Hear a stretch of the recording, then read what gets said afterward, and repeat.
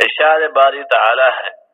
ترجمہ: وہ لوگ بلا شبہ کافر ہیں جو کہتے ہیں کہ مریم کے بیٹے مسیح یعنی عیسیٰ الہ ہیں، حالانکہ مسیح یہود سے کہا کرتے تھے کہ اے بنی اسرائیل، اللہ ہی کی عبادت کرو جو میرا بھی پروردگار ہے اور تمہارا بھی، اور جان رکھو کہ جو شخص اللہ کے ساتھ شرک کرے گا اللہ اس پر بہشت کو حرام کر دے گا اور اس کا ٹھکانہ دوزخ ہے، اور ظالموں کا کوئی مددگار نہیں۔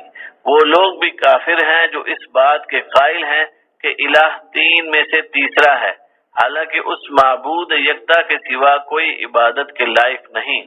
اگر یہ لوگ ایسے اقوال و عقائد سے باز نہیں آئیں گے تو ان میں جو کافر ہوئے ہیں وہ تکلیف دینے والا عذاب پائیں گے۔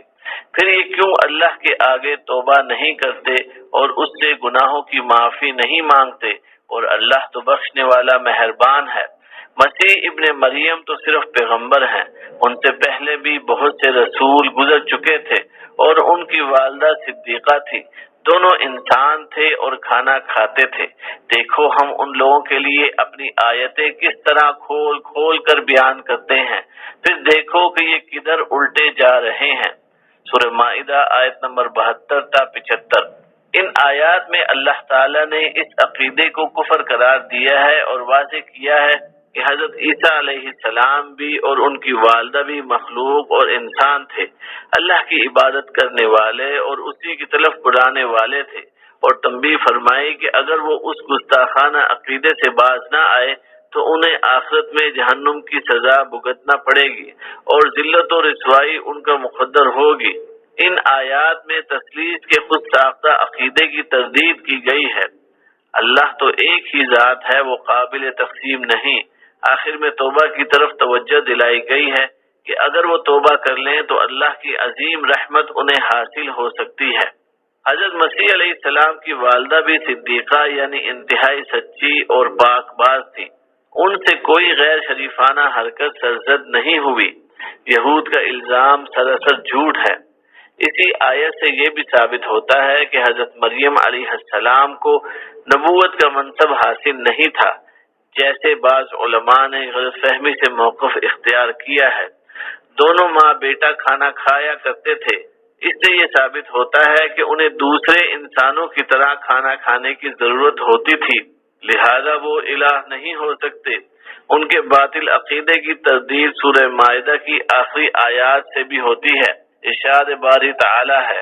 ترجمہ: اور اس وقت کو یاد کرو جب اللہ فرمائے گا کہ اے عیسی ابن مریم، کیا تم نے لوگوں سے کہا تھا کہ اللہ کے سوا مجھے اور میری والدہ کو معبود مقرر کر لو؟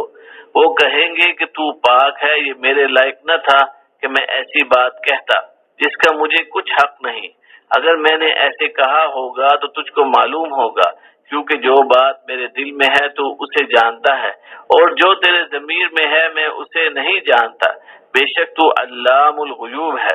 میں نے ان سے کچھ نہیں کہا سوائے اس کے جس کا تو نے مجھے حکم دیا، وہ یہ کہ تم اللہ کی عبادت کرو جو میرا اور تمہارا سب کا پروردگار ہے، اور جب تک میں ان میں رہا ان کے حالات کی خبر رکھتا رہا، اور جب تو نے مجھے دنیا سے اٹھا لیا تو تو ان کا نگران تھا، اور تو ہر چیز سے خبردار ہے۔ اگر تو ان کو عذاب دے تو یہ تیرے ہی بندے ہیں، اور اگر بخش دے تو تیری مہربانی ہے، بے شک تو غالب اور حکمت والا ہے۔ سورہ مائدہ آیت نمبر 116 تا 118۔ قیامت کے دن اس سوال جواب کا مقصد حضرت عیسیٰ علیہ السلام کی عزت افزائی اور ان لوگوں کے اعمال اکارت ہونے کا اعلان ہے جنہوں نے محبت اور عقیدت کے نام پر حضرت عیسیٰ علیہ السلام کی عبادت کی تھی۔ انہیں ان اعمال پر کسی ثواب کی امید نہیں رکھنی چاہیے۔ اللہ تعالیٰ جب عیسیٰ علیہ السلام سے سوال کریں گے تو اللہ کو تو معلوم ہی ہوگا کہ آپ نے ایسی کوئی بات نہیں کی، لیکن جھوٹی باتیں گڑھ کر آپ کے ذمے لگانے والوں کو زجر و توبیخ کے لیے اللہ تعالیٰ فرمائے گا، اے عیسی ابن مریم، کیا تو نے ان لوگوں سے کہہ دیا تھا کہ اللہ کے علاوہ مجھ کو اور میری ماں کو بھی معبود قرار دے لو؟ عیسیٰ علیہ السلام عرض کریں گے، میں تجھ کو منزہ سمجھتا ہوں کہ تیرا کوئی شریک ہو۔ مجھ کو کسی طرح زیبا نہ تھا کہ میں ایسی بات کہتا جس کے کہنے کا مجھے کوئی حق نہیں، کیونکہ یہ صرف تیرا حق ہے کہ اپنی عبادت کا حکم دے۔ اگر میں نے کہا ہوگا تو تجھ کو اس کا علم ہے، تو میرے دل کی بات بھی جانتا ہے، اور میں تیرے نفس میں جو کچھ ہے اس کو نہیں جانتا، تمام غیب جاننے والا تو ہی ہے۔ اس انداز کلام میں اللہ تعالیٰ کا انتہائی ادب و احترام ملحوظ رکھا گیا ہے۔ میں نے ان سے اور کچھ نہیں کہا مگر صرف وہی جو تو نے مجھ سے کہنے کو فرمایا تھا، وہ یہ تھا کہ تم اللہ کی بندگی اختیار کرو جو میرا بھی رب ہے اور تمہارا بھی رب ہے۔ میں ان پر گواہ رہا جب تک میں ان میں رہا، پھر جب تو نے مجھ کو اٹھا لیا، یعنی جب لوگوں نے مجھے صلیب پر چڑھانے اور شہید کرنے کا ارادہ کیا، تو نے مجھ پر رحمت فرماتے ہوئے آسمان پر زندہ اٹھا کر ان سے بچا لیا، کسی اور کی صورت مجھ جیسی بنا دی، اور لوگوں نے اس پر اپنا غصہ نکال لیا۔ یہ سب کچھ ہوا تو ہی ان پر نگران رہا، اور تو ہر چیز کی پوری خبر رکھتا ہے۔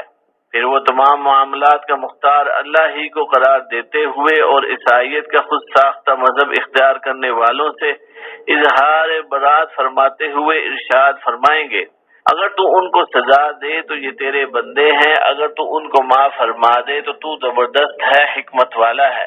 آپ بخشش کو اللہ کی مشیت اور مرضی پر منحصر فرمائیں گے، یعنی بخشش ہو جانا ضروری نہیں، بلکہ اس بات کا اظہار ہے کہ اللہ کا فیصلہ ہی نافذ ہوگا۔ اس لیے اللہ کی صفت عزیز اور حکیم بیان فرمائیں گے، غفور اور رحیم نہیں فرمائیں گے۔ اگر اللہ تعالیٰ اپنے لیے اولاد منتخب کرنا چاہتا تو مخلوق میں سے کسی کو بھی یہ مقام دے سکتا تھا، لیکن بیٹا یا بیٹی اس کے شان کے لائق ہی نہیں، اس لیے فرمایا۔ ترجمہ: اگر اللہ کسی کو اپنا بیٹا بنانا چاہتا تو اپنے مخلوق میں سے جس کو چاہتا انتخاب کر لیتا۔ وہ پاک ہے، وہی تو اللہ یکتا اور بہت قہر والا ہے۔ سورہ زمر آیت نمبر 4۔ اور مزید فرمایا۔ ترجمہ: کہہ دو کہ اگر اللہ کی اولاد ہو تو میں سب سے پہلے اس کی عبادت کرنے والا ہوں۔ یہ جو کچھ بیان کرتے ہیں اس سے آسمانوں اور زمین کا مالک اور عرش کا مالک پاک ہے۔ سورہ زخرف آیت نمبر 81-82۔ نیز فرمایا، اور کہو کہ سب تعریف اللہ ہی کے لیے ہے، جس نے نہ تو کسی کو بیٹا بنایا ہے اور نہ اس کی بادشاہی میں کوئی شریک ہے، اور نہ اس وجہ سے کوئی اس کا مددگار ہے کہ وہ عاجز و ناتواں ہے، اور اس کو بڑا جان کر اس کی بڑائی بیان کرتے رہو۔ سورہ بنی اسرائیل آیت نمبر 111۔ ایک اور مقام پر فرمایا۔ ترجمہ: کہو کہ وہ ذات پاک جس کا نام اللہ ہے ایک ہے، وہ معبود برحق ہے جو بے نیاز ہے، نہ کسی کا باپ ہے نہ کسی کا بیٹا، اور کوئی اس کا ہمسر نہیں۔ سورہ اخلاص آیت نمبر 1-4۔ رسول اللہ صلی اللہ علیہ وسلم نے فرمایا، اللہ تعالیٰ فرماتا ہے، آدم کا بیٹا مجھے گالی دیتا ہے اور اسے یہ حق حاصل نہیں۔ گالی یہ ہے کہ وہ دعویٰ کرتا ہے کہ میری اولاد ہے، حالانکہ میں اکیلا ہوں، بے نیاز ہوں، نہ مجھ سے کوئی پیدا ہوا اور نہ میں کسی سے پیدا ہوا، اور نہ میرا کوئی ہمسر ہے۔ نبی صلی اللہ علیہ وسلم نے فرمایا، کوئی ایسا نہیں جو اپنی توہین سن کر اللہ سے زیادہ برداشت کر سکے۔ لوگ کہتے ہیں کہ اس کی اولاد ہے، وہ پھر بھی انہیں رزق دیتا رہتا ہے اور عافیت دیے رکھتا ہے۔ امام ابو زرعہ دمشقی رحمہ اللہ فرماتے ہیں کہ مجھے خبر دی گئی کہ حضرت موسیٰ علیہ السلام پر تورات 6 رمضان المبارک کو نازل ہوئی، حضرت داؤد علیہ السلام پر زبور 12 رمضان المبارک کو نازل ہوئی، یہ تورات سے 482 سال بعد نازل ہوئی۔ حضرت عیسیٰ علیہ السلام پر انجیل 18 رمضان المبارک کو نازل ہوئی، یہ زبور سے 1050 سال بعد نازل ہوئی، اور نبی کریم صلی اللہ علیہ وسلم پر قرآن مجید 24 رمضان المبارک کو یعنی 25ویں رات کو نازل ہوا۔ امام ابن جریر رحمہ اللہ فرماتے ہیں، عیسیٰ علیہ السلام پر 30 سال کی عمر میں انجیل نازل ہوئی، اور جب آپ کو آسمان پر اٹھا لیا گیا تو آپ کی عمر مبارک 33 سال تھی۔